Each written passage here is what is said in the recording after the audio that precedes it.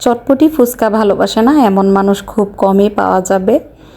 আসসালামু আলাইকুম, সবাই কেমন আছেন?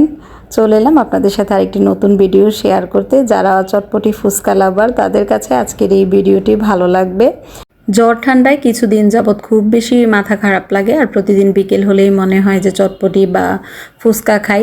তো এরকম বাইরে বের হয়ে চটপটি ফুচকা তো খাওয়াই হচ্ছে। আজকে একটু মার্কেটের দিকে এসেছিলাম। ইন্ডেক্স প্লাজার সাথে স্ট্রিট ফুডের যে দোকানগুলো আছে সেখানেই ভাইরাল চটপটি খেতে এসেছি আর কি। এই চটপটির ভিডিও আমি প্রায়ই দেখি, দেখা যায় যে বিভিন্ন ব্লগে দেখা হয়, কিন্তু সরাসরি কোনো দিনই খাওয়া হয়নি। আজকে চলে এসেছি দেখতে, পাশাপাশি বাসায় পার্সেল করে নিয়ে যাব।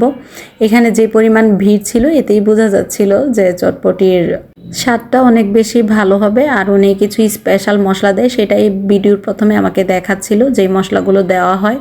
আমি আপুদেরকে জিজ্ঞেস করছিলাম যে চটপটি খেতে কেমন, তো ওনারাও কিন্তু রিভিউ ভালোই দিয়েছে। আর যাদের এই শীতের সিজন পরিবর্তনের কারণে জ্বর ঠান্ডা অবস্থা খারাপ হয়ে আছে, তারা এখানে এসে চটপটি খেয়ে যেতে পারেন। আমি বলেছি বেশি করে ঝাল দিতে, তো আমি বাসায় নিয়ে এসেছি, এখন পার্সেলটা ওপেন করছি।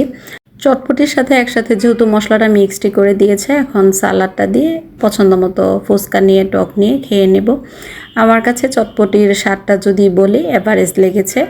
আর আমি জ্বরের মুখে স্বাদটা তেমনভাবে বুঝতে পারছিলাম না। মেয়েদেরকে আবার জিজ্ঞেস করছিলাম যে মামুনি তোমাদের কাছে কেমন লেগেছে, মেয়েরা বলছে ভালোই লেগেছে।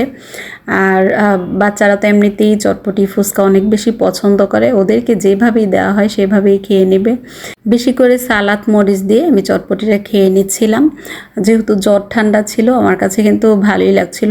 চটপটি খেতে খেতে আজকের মতো আপনাদের কাছ থেকে বিদায় নিয়ে নিচ্ছি। সবাই ভালো থাকবেন।